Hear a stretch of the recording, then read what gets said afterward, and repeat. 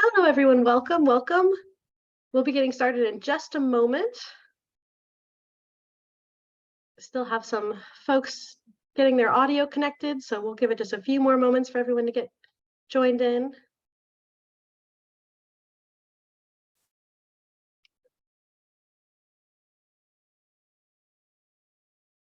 I see some familiar faces and I see some new faces. I love it. Welcome to all of you, our newbies. I hope you enjoy this first Advocacy Week presentation. This is the first of three, so this will be recorded and you'll have lots of chances to go over the information here if you have questions later. Let's see here, admitting. Excellent, excellent, excellent.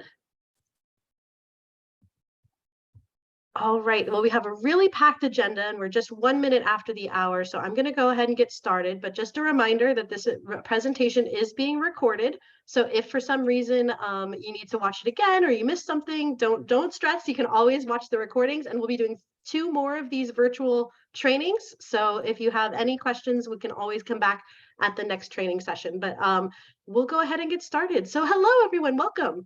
My name is Emily Taylor. I'm the Vice President of Advocacy and Engagement here at SolveME, and I am the ringmaster of all things Advocacy Week. So I'm so excited to share our really exciting agenda for you this year. We have a really special advocacy week this year, because we're going both virtual and in person. So we're kind of hybrid this year. So it's a little bit different if you've participated in other years virtually, or maybe one of the old school advocates who remember what it was like back when we were in person. And you'll get to enjoy both of those. So we'll go ahead and just do a quick recap of how to use Zoom for those who might not be familiar with exactly what this lovely mechanism is for us to work together. So just a reminder that you can show subtitles and transcripts. So if you just want to click on that closed caption button, you can pull up the subtitles. They're not perfect, but they're really helpful for those, especially who have cognitive processing and might need to read as well as listen. Another great accessibility tool for you to use. And again, we will be recording. So that if you would like to watch this again at another time, this will be available to you at your leisure to watch again if you have any questions or would like to review the material. And then just one last note that we do not provide medical advice, and that this is just a training for your Advocacy Week with us this year. So we'll go ahead and get started in the full presentation mode. Fantastic. So what to expect today? We're going to do a quick welcome and introductions, review our topic today. We're going to spend about 15 minutes on what you could expect from your advocacy meeting. Both in person and virtual. So if you are registered to attend in person in Washington, D.C., we'll cover some information for you. And if you're also attending virtually on the Thursday, the April 20th, just via Zoom, we'll have some information for you as well. For everybody, no matter what you're doing, if you're in person or virtual, how to tell your story is going to be a critical component. And we have some storytelling tips and tricks for you to help prepare for your storytelling during Advocacy Week. And lastly, we'll cover exactly what we're talking about this year and what we're asking members of Congress to do this year. And we save some time at the end for questions. So if there's anything we didn't cover, we'll try to get to it at that time. So with that, let's dive right into a quick overview of your team. So hi, I'm Emily. I'm going to be driving a lot of the overall organization that you see here. So I do a lot of our political strategy, in addition to the logistical strategy. You also have some other amazing team members here that'll be joining us, who you might not see directly, but in the background, you have Monique. Thank you, Monique. And Monique has been the goddess of all things Advocacy Week. She has done an exceptional job keeping everything on track. So you're so lucky if you get to work with Monique on any of the Advocacy Week pieces. We also have, I believe, Amanda is up next. Yes, Amanda, our engagement manager, who is your direct connection to the community, all things related to engagement. That's Amanda, including resources. If you have any questions on resources, Amanda's who you go to for that.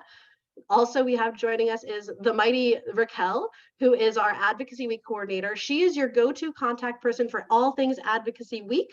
So she's here to answer any questions, help you navigate your scheduling and more. So any questions on Advocacy Week specifically, Raquel is your gal. And last but most certainly not least, our Thorn Run team. who we have BG Wright joining us from Thorn Run today, who will be going over a little bit about the interworkings of what happens in a meeting, and what you can expect from legislative members that you're meeting with, and what you can kind of expect from how your meeting will take place. So with that, let's dive right into a quick overview of the schedule of events. There we go. Your scheduling events. So here's Advocacy Week in overview. You may have seen this graphic before. This includes the green, yellow, and red labeling for low, medium, and high energy requirements for the day. Monday, this is for in-person events. Monday and Tuesday are in person. So for those of us joining in person, Monday will be our training day. You'll have 3 sessions of training, including a really cool panel on advocacy perspectives. That'll take place all day Monday at the hotel in Washington, D.C. You do not have to be staying at the hotel to join us. If you're driving in or you're local, you're welcome to join us and park, or we can find some alternative parking locations because it's a little pricey to park at the hotel. But the hotel events are at the Hyatt Regency. That's all day Monday on the 17th. Then on Tuesday, the 18th, is our Advocacy Day. That's when we're in person on the Senate. The training begins at 10 a.m. on Monday. Great question. Thank you, Liani. So Tuesday will begin our actual advocacy day, where people will be meeting in person with their members from the Senate side. Wednesday is our virtual social media action day, reminding you folks that that ties into Emmy Awareness Hour, which happens every Wednesday. So if you're not already part of Emmy Awareness Hour on social media, that's a great way to get involved and start getting involved on Wednesday, April 19th for Social Media Day. Thursday is our virtual House Action Day. So for everyone participating virtually, you'll be meeting with your members of the House of Representatives on Thursday via Zoom. And then Friday, last but definitely not least, our Empower ME Day. The topic of Empower ME this year is navigating the world with energy limiting disabilities. So really great topic, lots of breakouts there, and that'll be taking place all day Friday with the big event, the presentation in the morning at about 10 a.m. and then the 3 breakout rooms for the roundtable discussions throughout the day. So that one's a green or yellow event, depending on your level of engagement. It can be a little bit more demanding, or you can just sit back and relax and enjoy the show. So that's a kind of overview of our week. Now we'll go into a little bit detail again for our in-person friends. This is the breakdown of exactly what will be happening in person on Monday the 17th and Tuesday the 18th. The very first session will begin at 10 a.m. and you can see we broke in lots of breaks. So everyone joining us in person will have lots of opportunities to rest. So we'll have a 10 a.m. to 11:30 a.m. with advocacy perspectives, then a break, then 1 to 2:30 p.m. with our advocacy storytelling special event, and then a break. And then the big training, which will be exactly what we're covering here, but a little bit more in depth, will be from 3:30 to 5:30, which will be the deep dive training into what we're asking for, how to use the app, the map of where you're going, logistics, all of those components. And then of course, the optional networking reception at 5:30 to 7:30, an opportunity to meet your groups and socialize with a glass of wine if you prefer. That'll be taking place all on Monday.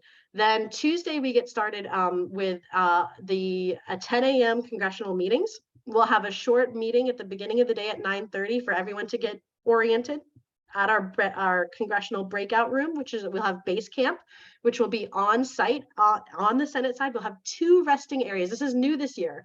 We'll have 2 resting areas available for everyone who joins us in person. And just a reminder that if you are joining us in person, you will be asked to wear a mask. And again, they are optional, but we're encouraging everyone to please be safe, please wear your masks. And then some offices may or may not require you to wear a mask. So we're asking you to be flexible on mask wearing inside, because some offices might have different protocols depending on the staff itself, because they actually all decide their own protocols for each office. So at 10 a.m., we'll be meeting everyone between your congressional meetings. Those will continue from 10 to 5. Again, we have 2 rest areas available, one at the hotel and one on site at the Senate office buildings, so that you'll be able to rest either on the Senate side or back at the hotel. And we'll have a shuttle running the whole day, every half an hour, to take you to and from the hotel if you need to rest, back to base camp or back to the hotel. So we'll have lots of options for resting spaces available for everyone. And that is correct. That is, the hotel is at the Hyatt Regency. That is correct. And then in the evening, we'll have the networking reception to celebrate all of your hard work, with some food and some drinks and libations to enjoy at the networking reception that evening. So that's the whole breakdown of in person. Now, really quickly, I know folks are eager to get to the training portion of our program. So just to touch base on our virtual events. Wednesday is the social media action day once again, noting Emmy Awareness Hour at 3 p.m. Eastern time, but we're going to be working throughout the day on social media that day. Thursday is our virtual House Advocacy Day. So all of the folks meeting with your members of the House of Representatives virtually, you'll be doing that via Zoom on Thursday. And then Friday, of course, Empower ME Day. So exciting. There's the roundtable and then the breakout sessions that'll be taking place throughout the day. So with that, we'll go into what to expect for your advocacy meetings. It's my pleasure to introduce you to BG Wright from our partners in Thorn Run Partners. Such an amazing firm. They have done such great work. You've really seen our advocacy program excel in the last few years, and that is in no small part due to the great work of Thorn Run. And they have the insider tips and tricks for how to get the best and most out of your meetings when you're meeting with a member of Congress or their staff. So BG, thank you so much for your time. Please take it away. Well, thanks, Emily. I must say at the top of this conversation, I'm very happy that my firm and I and me are able to work with Solve ME. I mean, it's one of the most rewarding clients that we have, and so we're very, very happy to take part in this what we call Fly-In Week and Advocacy Week, and so we're happy to be part of that. Before I get started, a couple things I wanted to point out to folks that are that just heard the previous part. The Monday reception, all day Monday, is at the hotel, correct, Emily? Sorry, I'm on mute. That's correct. That's it. And then the reception on Tuesday night is also at the hotel. That is also correct. Just and one more thing, Emily mentioned some of you might not be staying at the hotel, you might be driving in. As far as parking goes, all these meetings on Tuesday are on the Senate side, and so the Senate side is very close to Union Station, which has ample parking. So if anybody needs to drive in and have affordable parking, you can find that at Union Station, which is on Massachusetts Avenue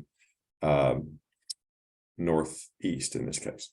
So yeah, so that's pretty easy if you decide to drive in. So starting off here, I just want to tell you, if you haven't had an opportunity, and I don't know if each of you have these slides or if you can copy off of this screen that we're currently on, but it's very important to take a minute and watch both of these YouTube videos. I've done it and I've found it very helpful. In fact, the second link there, the in-person advocates meeting, shows you how to download an app for this. And I would recommend you do it, download the app now or at home while you have good internet access, and not wait until the last minute when you get to the Hill and you might not have great internet service. So if you want to download the app, it's free. You can download it, but by watching these videos, and I think I found both of them very helpful. So if you have time, take a look at both of those YouTube videos. All right. Next, Emily. So what to expect when we go up on the Hill, but either in person or virtually. These are some of the things you could expect. This is a very quick meeting. Staffers have to meet with folks from around the country, and so they don't have a lot of time. Our goal is to get in there and talk for 15 minutes. And if it goes over a little bit, sometimes it does, it might, and the staffer has enough time, we might go to 30 minutes. But, if you haven't been in one of these meetings before, Congress is staffed by a lot of young people. And yes, as the slide says, you could be talking to a 25-year-old, and don't diminish that. Most of these people are very well educated, regardless of their age, and they have the ear of their member. So the more we impress the importance of our program on these staffers, or the member, if we're lucky enough to speak to a member, the further this goes. So they're the eyes and ears of their member, whether it's a senator or a House member. So keep a smile on your face, be enthusiastic about what you're discussing with them. And we'll get a little bit more to how that works in just a minute. And Hill schedules are crazy. We could expect to get there and the staffer was delayed from another meeting that went long. So that's one reason we don't want ours to go long, but don't be offended or upset if the meeting starts a few minutes late and they say, now I got to get back on schedule. So start a little early. So next slide. So I'm not reading the slides here, but I'll just tell you, these are 3 good B's: be brief, be brilliant, and be done.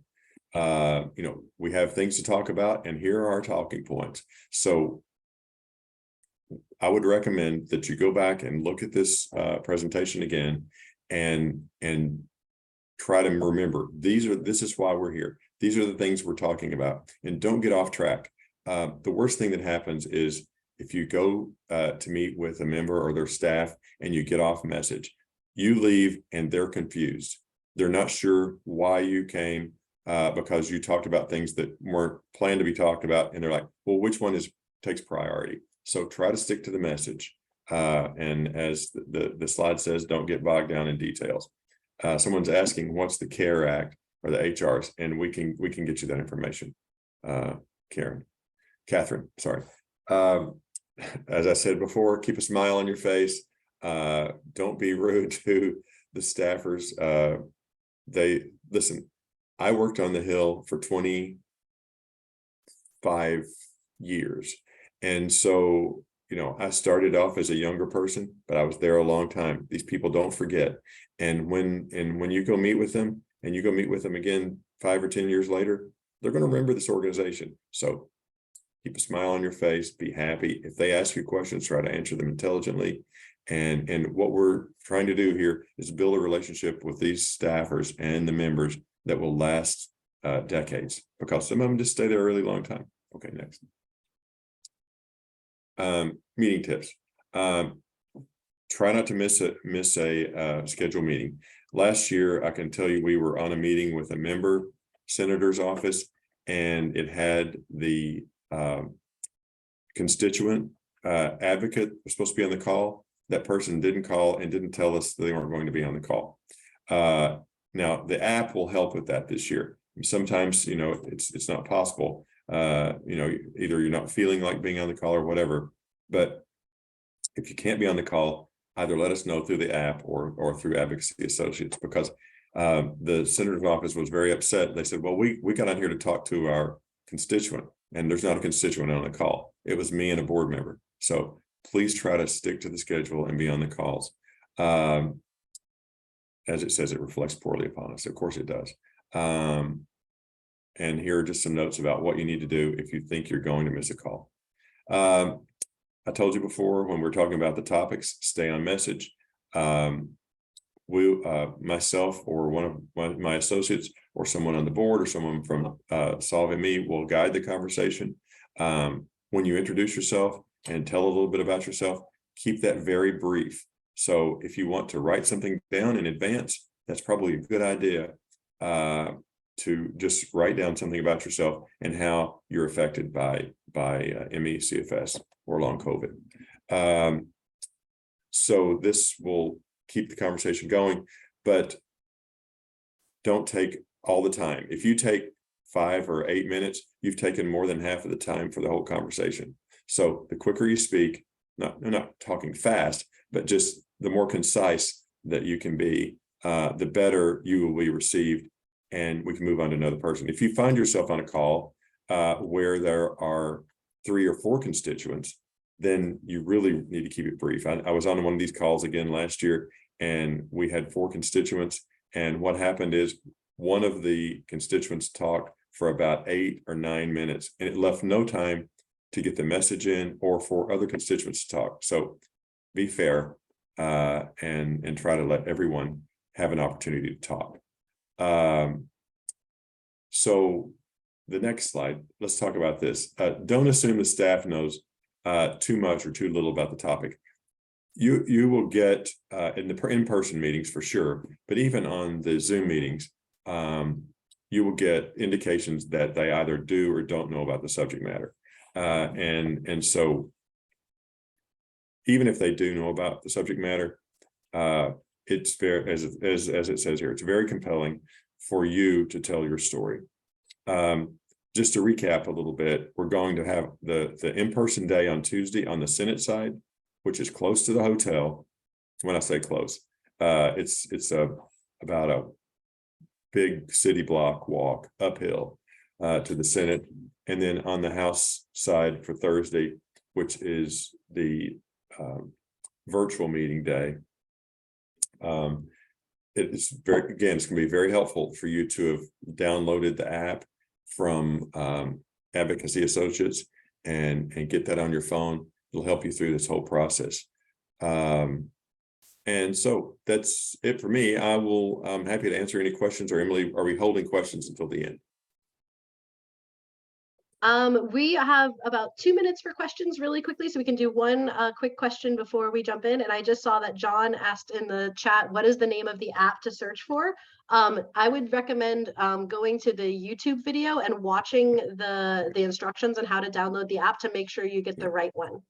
And you will get that email sent to you by Friday of this week with exactly the links and everything, which will include the app instructions on Friday of this week. And Raquel put the links in the chat. So if you'll go in the chat under Raquel, it says virtual advocates, and then you can download both of those links.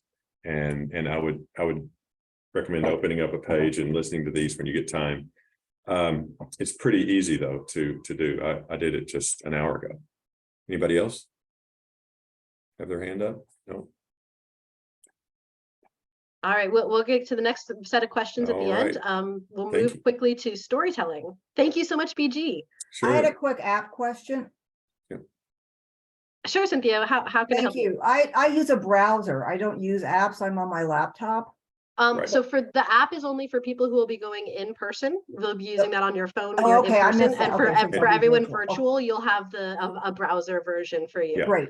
Just wanted to make sure I've run into that problem before. Thank you. The email will send you a browser version to it, and this is all explained in the video. Okay, thanks. Yep. Great question. So now we'll move on to storytelling tips and tricks. One of the most important, and as BG shared, the most powerful thing you can do is share your story and really make an emotional impact on the folks that we'll be meeting with. So to talk through sharing your story, I'm so pleased to turn it over to Amanda to give you a little bit more detail about what's the best way and how you can best prepare your story to make a big impact. Yes. Thank you, Emily. And just want to make sure you can all hear me okay? Okay, perfect. So we'll just dive right into our storytelling tips. So first, I'd like to go over just some quick do's and don'ts to help you through. And actually, BG touched on some of these, and so we'll dive in a little bit more. The first thing I want to make sure to get across is that really what you're trying to convey is your story. Having that emotional connection with the person that you're speaking to and being able to just get your story across and your lived experience is really why you're there. So there's no need to exaggerate. Really just being honest about your true and raw story is all that's needed. The other thing is it's absolutely okay to make it personal. And if you get emotional, that's okay. I promise that the people that you're speaking with are nice. It doesn't have to be really intimidating. They want to hear your story. They want to know why you're there. So please, if you do get emotional as you're talking, just know that that's okay. And what's important is that you're telling your truth and your story. And again, similar to what BG mentioned, try to think about connecting your experience to what we're asking for. So I'll leave it at that. We're actually going to dive into that a little bit more later in the presentation. But just remember that your experience as tied to what our asks are is really important, because that gets across, oh, this is why we want to vote for this legislation, because of this person's story that I remember. And again, it's okay to repeat the ask. You might feel like you've heard this ask of, where this is why we'd like you to support blah, blah, blah. It can sound very repetitious to you, but that's okay. It's important for that person to hear it over and over, And especially if you're coming to multiple meetings and you're coming from the trainings, you might feel like you've heard it a million times, but the person that you're presenting to hasn't heard it a million times. So having that repetition for them is okay. Moving on to the don'ts, it is important just to focus on being positive. We're not really looking for the negative side of things. So even though you might have faced some difficult challenges, it's important to focus on the whole, on the system as a whole, and maybe not so much like specific people or specific issues that you've encountered. We just want to know on the facts of your experience and how that ties into what we're asking. Similarly, we don't really want to get distracted by unrelated topics.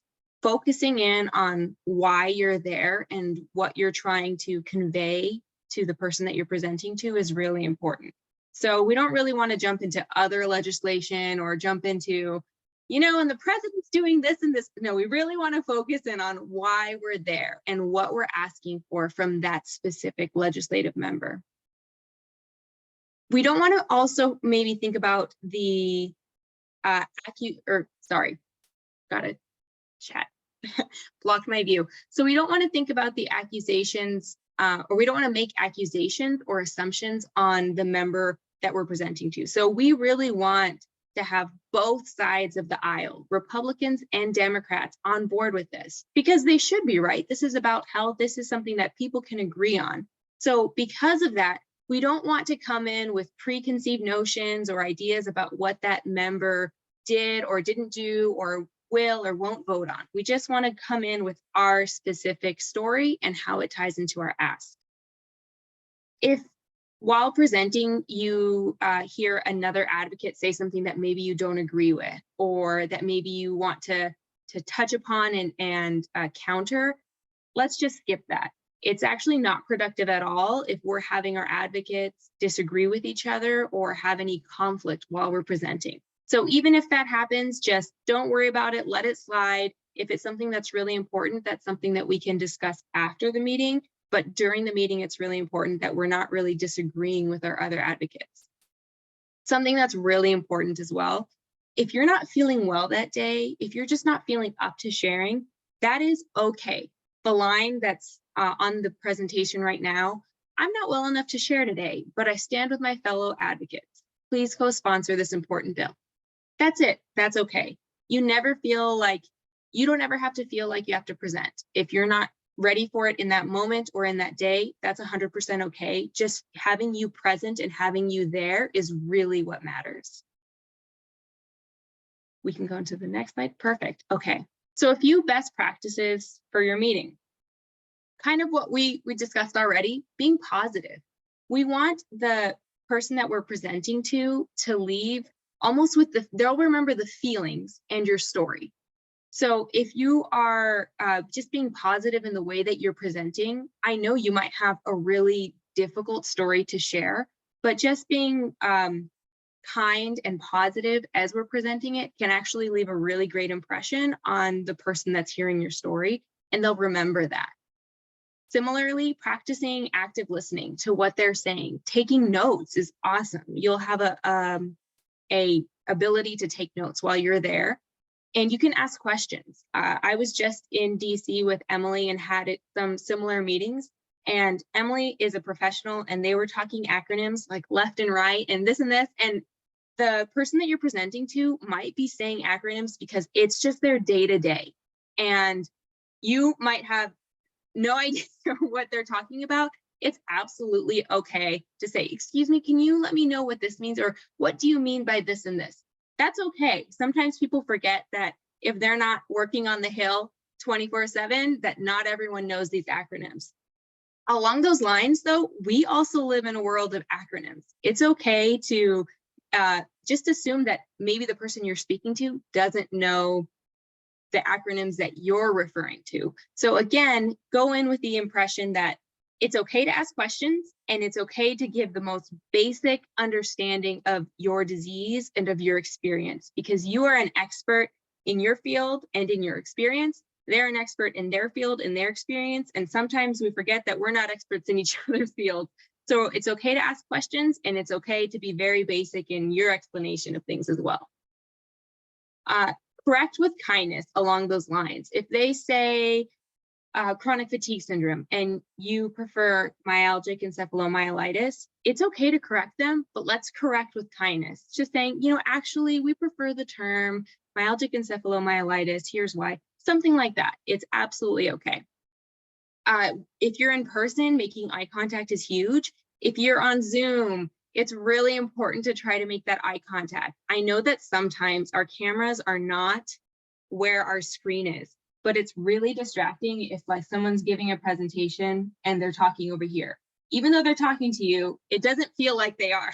So if you have a camera with a little red dot or you know where your camera is, think about trying to present towards your camera.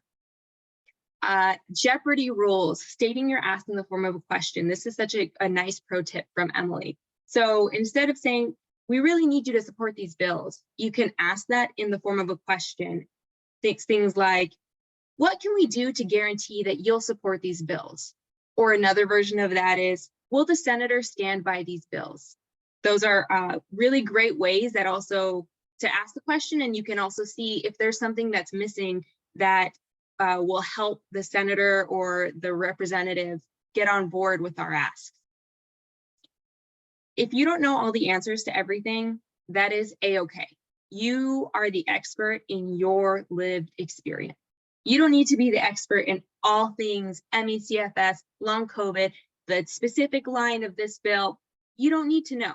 If you don't know a question that's asked, you can always just say, that's a wonderful question. You know, we don't have the answer right now, but I'm going to write it down and I'll get your contact information and we will get back to you. And put it in your notes, let us know, and we'll reach out to them with the answer. And if you lose your place as you're going, because it can get overwhelming, just refer back to your handout. You will have a handout on the day of that can list the points more clearly. Next slide. Okay, and this will be in all of your packets that you'll get. I know it's a little bit hard to see in that in the presentation, and we're not going to go through all of the details because it can take a lot of time, but I did want to go over this storytelling worksheet. So the worksheet really it guides you through the process, but I just wanted to go over the highlights of it. There are 3 workshops that can help you to get your story ready to present. This is along the same lines of what BG said about being clear, being concise, and the third B that's blanking me. But we really want to have a very clear story and experience and tie it back to what our asks are. So in the first workshop, it's really just setting a timer for 20 minutes and you get to record and brainstorm just your whole story, what comes out. Afterwards, you're going to pick out some important subjects. In the third workshop, you're going to find ways that might overlap with social and political identities that impact your story. Here are a list there like gender, sexuality, race, age, occupation, disability, others. So we're tying it in with those. And then in the third part, we're going to tie that into our policy ask. And how does your experience directly tie into the policy ask that we have? And then it gives you a way to format your story and format your experience in a way that's very clear, in a way that is within our time limit, because I know you have a very important story to tell. And unfortunately, we only have so much time to tell it. And we want to get our point across as clearly as possible and also give time for our other advocates to share their experiences. So this is a great tool that you can use to help get your experience in a clear and concise way that still is able to share your personal experience and ties back into our policy asks. Does anyone have any questions for me?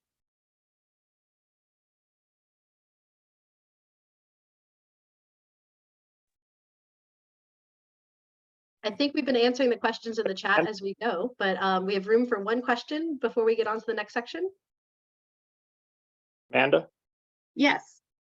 It may be in the next section or it might be in the YouTube, but I assume that there's a bullet point summary of the bill itself, because I've been reading the bill, just so that if we are asked, well, why should we support this bill? How will it help you and others? Yes, that will be coming up in our presentation. So you are absolutely on top of it. Thank you.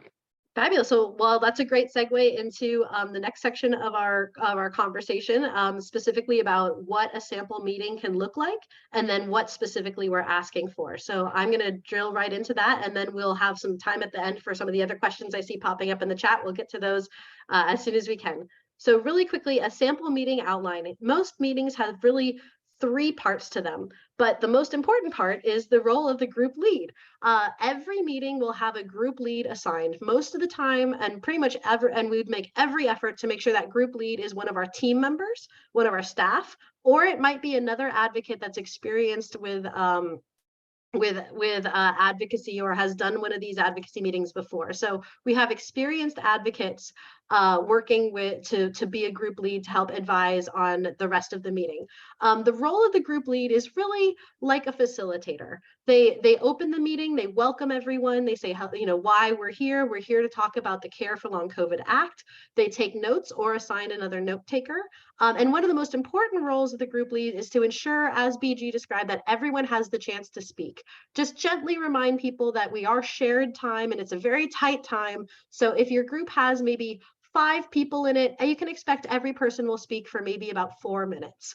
So that's it's about a 20-minute meeting. So that's a good rule to keep in mind. About 20 minutes, about 3 to 5 minutes per person at most, but try to keep it closer to 3 minutes than 5 minutes. The last important element of a group lead is to make sure to write down all the contact information as that we as staff can follow up after your meeting to make sure that we're answering all the questions and doing the follow-ups. You will have in your app or on your virtual meeting form for those who are participating virtually, there's a little button that's at the bottom that says report, meeting report, and it has a couple questions and you can just fill it in really quickly about what happened in that meeting. And we read every report. So if you can either always do your report independently, but it really helps if you use that meeting report form, which is again in your app or in your virtual meeting tools, that you can just click that really easily and then that goes straight to us. And that way, if there's, for example, you get asked that question, well, how many people have long COVID in my district? And you're like, oh goodness, I don't have that information, but we do as staff. So just write it down, let them know you'll get back to them, and then we'll read those meeting report forms and follow up with all of that information. And last but not least, if you are listed as a group lead, but you do not want to be, and you're a little uncomfortable with the role, please email us immediately. Please email Raquel at rvalencia@solvecfs.org, and we will get another group lead filled in to that meeting to make sure we have all the group leads settled and apart. So now really quickly, what does a meeting look like? Here's a quick checklist to show what a group lead would look like. Again, it helps to call in a little bit early, start the meeting, make introductions, state the one sentence, which in this case is please co-sponsor the Care for Long COVID Act. Always identify the constituent on the call. That's really important. So in a group meeting, you might have a couple of people from different states. We'll merge everyone together so that everyone has support. But one person on that call is actually a member from that state or from that district. So it's always important to identify, this is Joe. Joe lives in the district, and make sure Joe has a chance to speak. But you always want everyone to have a chance to speak, but the constituent absolutely needs to highlight who that person is and make sure they recognize the constituent in the room. So we can go back to this in a little bit for anyone who's got more questions on group leads, but in the meantime, I'm going to move forward to what a sample meeting looks like. So really each sample meeting or each meeting has 3 parts. There's the introduction, there's the storytelling, and then there's the wrap up. So the introduction, very quickly, just who you are and why are you here, right? If you're a constituent, if you're an advocate, if you're representing somebody from that district. So for example, when I take districts for my mother, I often say like, I'm a daughter of a person with MECFS and she lives in your district. So that's a way that I personally introduce myself, but you can find the best way to introduce yourself. But this is just a really quick example, always your name, where you're from, and then your connection to the illness and why that this is a key element. So that's the introductions. The group lead will generally manage the introductions, but very quickly allow everyone to introduce themselves and go into the meeting itself. Then there's the storytelling. That's the core or the meat and potatoes of the meeting. That's what's really drives forward the conversation. Yeah, that's the next slide, please. And storytelling. And so the storytelling is the bulk of your meeting.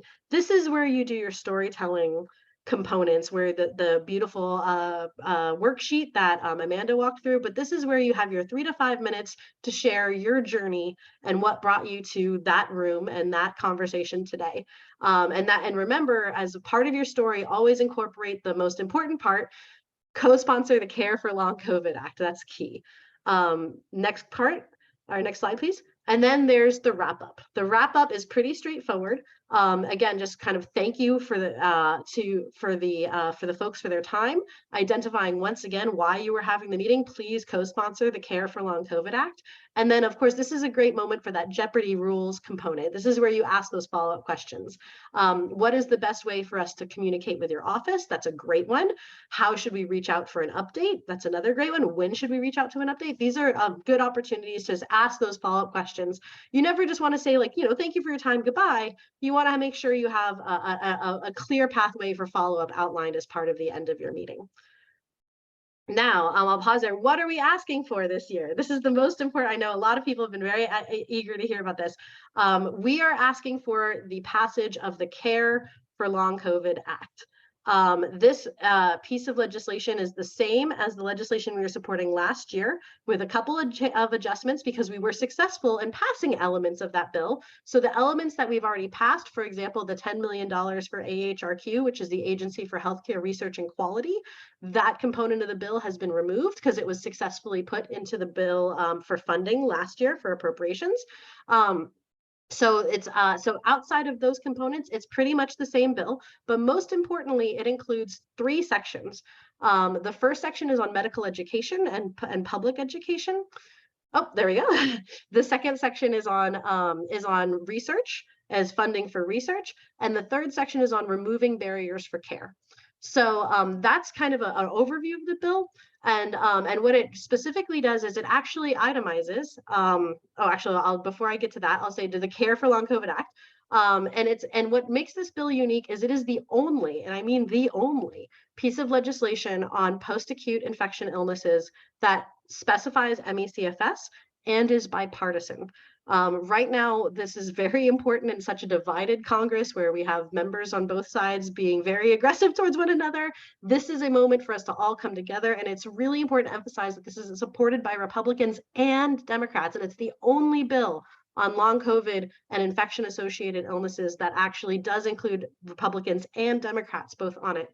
The purpose of the bill is to help people with long-term COVID-19 symptoms and associated illnesses by improving research, providing resources, and of course, most importantly, that medical and public education components. And again, mentioning again that this includes ME/CFS as an itemized component of the bill. And I think the next slide is the one, there it is, yeah, the next slide shows, this is a couple screen caps from the bill itself, just to show you exactly how the language works. But you'll notice that, no, and you do not have to explain all of this to members, Emma, don't worry about that. I just want you to understand why we're pushing this bill so hard and why it's so important. And really, it's, as you'll see here, the awareness, incident, and short and long-term health effects of COVID-19, including, and this is all part of the way the bill is written, that ME/CFS, fibromyalgia, post-orthostatic tachycardia syndrome, POTS, and other forms of dysautonomia are all specifically identified in this bill as areas that have to be included in the work that government programs do that are funded by this bill. So that's a critical part that I just wanted to emphasize so everyone understands that ME/CFS is not being left out of this bill. ME/CFS is built in at the core foundational bones of this bill are built around the needs for people with ME/CFS. Next slide, please. So really quickly, once again, what will this bill do? Why are we pushing it so hard? First, it accelerates research through centralizing and synthesizing data on long COVID and related conditions. It improves an understanding of treatment efficacy, again, by expanding research with inclusion of associated conditions like ME/CFS and POTS and other forms of dysautonomia. It educates patients and medical providers. Now, this is the component of the bill that I personally think is the most critical that that this health medical and public education component will absolutely include education on ME/CFS and related conditions, so that the healthcare providers who are learning about these viral associated conditions will understand the whole realm of possibility of what happens after a virus. So it's really important to educate medical providers about when people get a virus, these are some potential possible outcomes. And I think that's what makes this bill very unique. And one of the most important components of it is its medical and public education components. Of course, it also includes an interagency coordination component, which is important for ensuring that agencies are collaborating, so that, you know, the Agency for Healthcare Research and Quality is working with the National Institutes of Health, is working with the Centers for Disease Prevention and Control, that all of these different agencies that are doing different elements of the long COVID and associated conditions work are talking to each other and making sure, for example, that the CDC chronic fatigue syndrome program is educating and informing what the NIH is doing, and vice versa. And then lastly, but most importantly, developing partnerships between community-based organizations. This is a really incredible part of the bill that was added, that actually makes it possible for organizations like Solve ME, like Patient-Led Research Collaborative, like ME Action, like all of these other groups that are doing such great work to be involved, and it actually provides funding for us to help you, which I think is really important and critical. So that's just a little bit about the bill, why we are so excited about supporting it, and what we'll be asking for this year. Again, this is not information that you need to convey to members of Congress. This is information for your understanding about why we think this bill is so important and why we're asking you to support it as well. So with that, I'll pause there. I saw a lot of questions coming out. But I think there's a couple more questions that I want to get to. But I'll just note that this is part of our broader narrative that we're educating members of Congress about, specifically that infection-associated chronic illnesses are not new. It's not like they just came around because of the pandemic, like long COVID is the first time we've seen these. So it's important to educate members of Congress and tell them that these types of illnesses, infection-associated chronic illnesses, were here before COVID. However, the pandemic has made millions and millions of people sick in a very short amount of time, which is why we have to ask for these urgent actions so quickly, because we're talking about millions of people who weren't sick 3 years ago, who suddenly got sick now and are now struggling with disability, access to care, all of these issues that have been there the whole time for so many of us. But now we're talking about so many more. To cite one paper in particular, the Mary Dimmick and Art Mirren paper, it specifically demonstrated that, or specifically quoted that there were up to 5 to 9 million people with ME/CFS that are sick now that weren't sick before the pandemic with ME/CFS. So just, sorry, I went a little off script there, but that's something I thought was important to mention. So again, our narrative is that these policy solutions are urgently needed. In the short term, we're talking about preventing harm through medical education. In the near term, we're talking about expanding clinical care capacity to have more people to get care with expert in these fields. And lastly, finding treatments and cures, we need research, research, research. So that's kind of an overview of how we got here, why we chose this bill as and worked on this bill so fervently, and the elements that are so important behind it. So with that, I believe we'll go. Oh, okay. Well, let's pass. Yeah. One last point before we get to your questions, and I see them popping up. Is it's really important to emphasize and make space for acknowledging the influence of these diseases on Black, Indigenous peoples of color, specifically BIPOC communities. It's important to note that a lot of the growth in our post-infection illness space have been communities of color, and that these are groups that were already struggling and already had difficulty accessing care before the pandemic, and this has just exacerbated the problem. So it's really, especially as you're talking through the different barriers that you've experienced, be sure to acknowledge that these barriers are especially difficult for BIPOC communities because of the other social economic factors that make it already difficult for those communities, and this compounds those factors. So with that, we can turn off the slides, I think. There we go. We'll get into your questions. I've been seeing them come hot and heavy, and we're excited to answer as many as we can. And we're right on time too. We got 10 minutes left, so beautiful. I will start with the questions in the chat because I've been seeing those pop up as we've been going. So the first question I saw here is, when will you find out if you're a group lead? Great question. You will find out if you're a group lead when you get your meeting, you're either on your app for those who are coming in person or on your virtual screen for those who are joining us virtually on the Friday the 7th, Friday this week. You should be getting links to those, either the app or the form, and you'll see on there, it'll have a little star next to the group lead's name, identifying them as a group lead. And if your name is the name with the little star next to it, then you know that you're the group lead for that meeting. So I'll just pause there and keep going through the questions, or if anybody would like to raise their hand and ask the question directly, I can happy to take your question that way as well.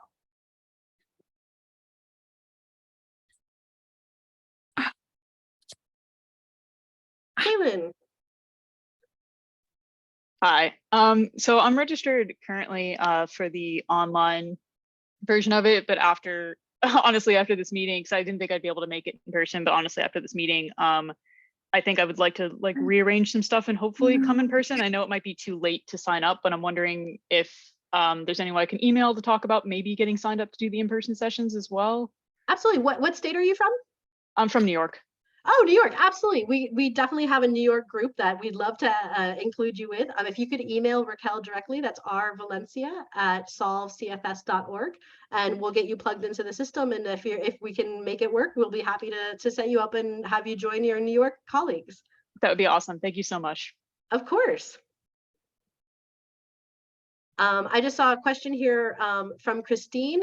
This is a great question as well. Is our focus supposed to be long COVID? Is it okay to say that my focus is on my daughter's ME/CFS? Is it okay, our job to link the two together? Great question. So as I mentioned in our broader narrative, we've always had these illnesses. We know they've always been here, but long COVID has really shown a spotlight on these illnesses because so many people have gotten so sick so quickly. So I think mentioning long COVID, especially in the context of the long-term influence of the pandemic, is really helpful because it's an issue that really crystallizes in the minds of a lot of these members exactly what these challenges are. But definitely emphasize that your daughter, if she was sick before the pandemic, experienced these same issues before the pandemic, and just imagine how much worse they are now that so many more millions of people are sick. So I think it's helpful to kind of say, this has been my experience, and now it's worse for people who are getting sick because there's even fewer options. One of the items that I talk about a lot is our shortage of clinical care.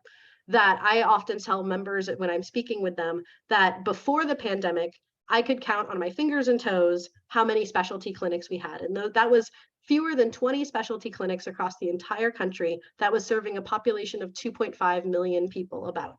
Now we're talking about 9 million people who have ME/CFS just as a result of COVID. And now we're talking about the same 20 centers serving so many more people. So that's a really good opportunity to just kind of highlight the growth of how many people are there. But definitely, if you want to talk about and you want to focus on ME/CFS, feel free to. You don't have to be an expert on long COVID. You don't have to talk about long COVID if you don't want to. But long COVID really helps emphasize the sheer volume of patients that we're now facing and which is why this is an urgent crisis. This was urgent before. Now it's on fire urgent because so many people are sick. That's a great question, Christine. Thank you for that one. Anyone else want to jump in with any other question? I can keep taking them from the chat though. I would like to ask a question. Yes, Suzanne? please. Hi, I really like what I'm hearing today in this presentation. I'm new to your group. Could you just do a 30-second background on how long and what your group is about? And did you help write this legislation? And just a bit deeper as to who you guys are, but I'm impressed with what I'm hearing. So I'd like to. Absolutely. Thank you, Suzanne. That's a great question. So we are Solve ME/CFS Initiative, or Solve ME. We were founded in 1987, about 2 years after the CDC officially recognized ME/CFS, or chronic fatigue syndrome, as a disease in 1985. So we are the longest and in some ways the biggest MECFS organization that has been in the field for all of that time.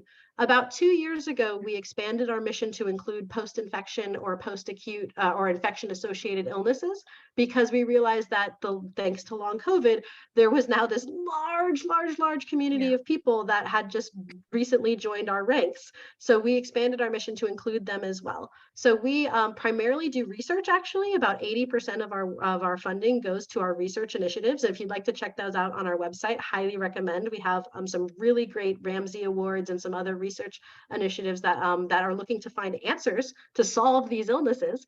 But our advocacy team, led by yours truly here, does our work in Congress with the Thorn Run partners and our other many partners across the spectrum to really bring these issues to the leadership level and federal leadership level, and fight for additional funding and research and awareness through the legislation. Specifically, the Care for Long COVID bill, we actually helped co-write this last year, and it's been reintroduced in the new Congress this year with a couple changes, but we've been very involved in its authorship from the beginning. We worked very closely with Senators Kane and Markey in the process of the creation of this bill. Well, thank you very much. My pleasure. Thank you for the question. Tara, I saw your hand go up, then John, I see your hand as well. So we'll go to Tara and then John. Mine's just very superficial. Is there a dress code or any suggestions on what you should wear to these meetings? Excellent question. I would recommend something comfortable, definitely comfortable shoes. We will have t-shirts for you, so you can actually wear the t-shirt that you're given if you choose to. But I'd say dress code is business casual, with your comfort coming first. BG, anything you'd like to add there? No, I think that's exactly right. Comfort coming first. And yeah, that's a good point. No need to dress up. I mean, you wouldn't want to come in like ripped jeans or something. You want to look respectful, but yeah, be comfortable. Great question, Tara. Thank you. John and then Deborah. Deborah, I see your hand up. Yeah, my question is similar to Tara's, but I will be virtual, not in Washington, D.C. And I'm, well, kind of quite often, like you see me now, bedbound. Suggestions, just, I guess, do the best I can with my virtual session and how I'm looking and feeling. I say, again, your comfort and energy comes first. If you need to do camera off or you're from bed, that's okay. In fact, I would just own it. And I would say, you're seeing me here in bed because this is the best I can do today because I'm feeling so sick, and then describe your symptoms and what you're going through. I think that's being open and transparent and honest is the best way to go about it. And I think if you are really doing your advocacy well, they'll remember that. I think that staffer will remember, I took that meeting from somebody who was so sick they took it from bed, and that'll resonate with them. Thank you. Thank you. Deborah, I think, oh, hey, Deborah, it's been a while. How are you? All right, can you hear me? I can hear you A-okay. Super, great. Yeah, so I'm signed up for both in-person and virtual appointments. And I'm wondering, first of all, is anybody else from Alaska going to be there? Or am I going to have these representatives to myself? And then I'm wondering how much I should balance between the personal and the fact that, I've benefited from these research awards and how underfunded research is, and the fact that I know for a fact it's just not on medical school curriculum. I'm trying to get it on the local medical school curriculum, but they zero time on post-infectious illness at all. So, physicians just don't know this unless they've kind of had personal experience or gone and found out about it for some reason. It's just not there. Can you help me figure out where do I want to balance between these things? Because I know a lot professionally, but making it more personal that's probably going to be better to just focus on the personal aspects of how, kind of coming out. Yes, I've had post-infectious illness myself in the past, so this is personal for me. Absolutely. That's a great question. Well, first of all, I do believe we have a one or two advocates from Alaska, so you will not be alone. You will definitely have a group of friendlies to go with. And then I'll also add that we have one advocate in particular who's a superstar advocate who represents someone from Alaska who will be going with you. So you'll be in great company. Great. Secondly, when it comes to sharing your story and how to tie that in, so the legislation includes aspects for research and medical education. So I think that's two really great tie-ins for your experience. You can talk about how, you know, the largest, and this is something that I talk to legislators about, I said the largest research grants, private research grants in the country come from our organization. And they're still tiny by comparison to what other organizations give. So you can say, I benefited so much from this organization's research. It's the biggest out there, and it's still really small compared to what other groups or what this disease space needs. So that's one aspect to highlight. You know, it's always sweet if you could mention our organization, but that's definitely not our priority here. Our priority is not to serve SolveME, even though that's always nice and we appreciate it. But our priority here is to get the members to approve the bill. So if you can talk about how your negative experience with uneducated doctors caused harm to you, and had those doctors been educated, you would have had better outcomes like that. And then a bill like this would have educated them if it was passed when you needed it. Okay, sounds good. Thank you. Thank you. Great question, Deborah. Now, I know we're at time. I'm going to stay on for just a few minutes longer and go through a couple more questions. Were there any other questions that folks wanted to jump in with?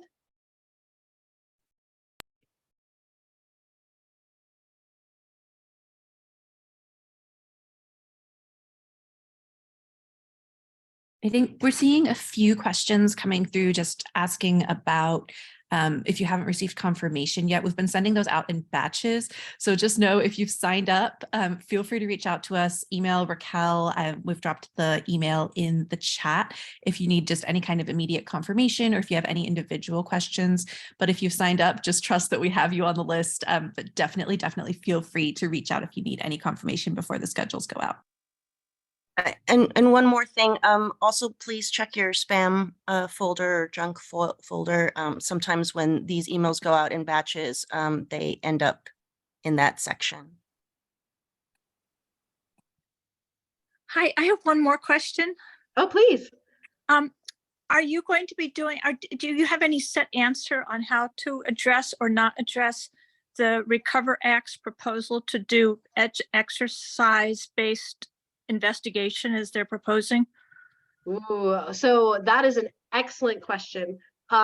For your meetings with Congress, I would not recommend bringing up the Recover Initiative during these meetings because we don't want to take away from the CARE Act. So our focus is really zeroing in on getting the CARE Act passed.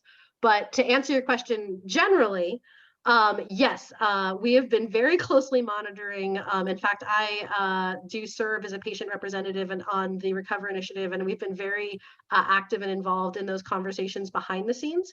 So I can share that with you, and I can't share the details of those conversations because those are strictly under a NDA or a non-disclosure act. So I can't tell the details of those conversations, but I can share you that conversations are taking place. And in regards to SolveME, we are active and involved in ensuring the patient voice is heard as part of Recover, and we're being very proactive in terms of trying to get those positions of representation more elevated and engaged and filled out. But I can't really share with you anything beyond that, unfortunately, because we are involved in the NDA. So as soon as we are allowed to share that information publicly, you will absolutely see some more information from us. But just please know that we are active and involved with the Recover, doing our best to make sure patient voices are heard and elevated, and we can share those conversations as soon as they kind of give us the blessing to go public with some of them. Thank you. I'm sorry, I wish I could give you a more complete answer. No, I was more concerned about if a congressperson would say, well, we have the Recover Act, why do you need more money? And I just wanted to know what I understand your need for privacy. Yeah, gosh, stupid NDA. But no, I will just share that that when it comes to our conversations here, if somebody says, why do you need more money for research? We already gave you the Recover Initiative. That's a good question that you might receive. So if you feel on the spot, always say, I'll get back to you with that one. You can always have us write it down as staff, and a staff will get back. But as a general answer, I would say the Recover Initiative, fortunately or unfortunately, depending on how you look at it, has been very focused on basic scientific research only. has not been looking at translational science, has not been looking at kind of treatments, or it's really looking at kind of the basic underlying biological mechanisms. And what our bill does, which is different, is actually looks at research infrastructure. What this bill does is it looks at the pieces specifically about pharma investment and says, why isn't pharma getting involved here? And research and registries is one of the reasons why. And that's specifically what this bill was written to do, was to fill the gaps to get pharma more interested in this area. And so that's one thing that especially our Republican friends might be very interested to hear, that this is not duplicating Recover. In fact, this is supplementing it so that pharma will get more interested in this subject area. Okay. Thank you. Great question. Great question. Thank you for that one. I have a question if there's time. One more quick one, and then I have to jump off for another meeting. But yes, Paya, please. Or sorry, did I say that correctly? Yes, you did. Thank you. Oh. It just so happens I have the opportunity to speak to my same representative I'll probably be in a virtual meeting with this Friday at an event at my synagogue. And Wow. I'm wondering, is that an opportunity to also speak about this, or I should just let the the advocacy in the form it's in roll out separately from any other conversations I might have? That's a great question. I say whenever you have an opportunity to push this bill in front of your members, please do so. The more, the better. I just would not mention your specific meeting upcoming. I would say, hey, we'd really appreciate it if you take another look at this bill. It's really important to our community. And then when we meet with them again, we'll say again, hey, we really want you to look at this bill. It's really important to our community. And hopefully, if your advocacy is successful this week, when we meet with them again later in the month, they'll say, oh yes, we already looked at it and we're on board, which will be the best possible outcome. Okay, thank you. Thank you. So with that, I'm sorry we didn't get a chance to get to everybody's questions, but we will have another one of these in just a few days. If you have any other questions, we can always email our team and we can get back to you individually. In the meantime, thank you so much for joining us. Thank you so much for your advocacy. Thank you so much for your precious energy that you're lending to us to get this ball rolling. And we are so excited to be your staff for your fly-in day coming up in just a few weeks. Thank you all so much. And we'll have this recording available on our YouTube channel. If you have any questions, feel free to email Raquel at rvalencia@solvecfs.org. And until then, we'll see you in just a few short weeks. Thank you again. Take care, everybody. Bye.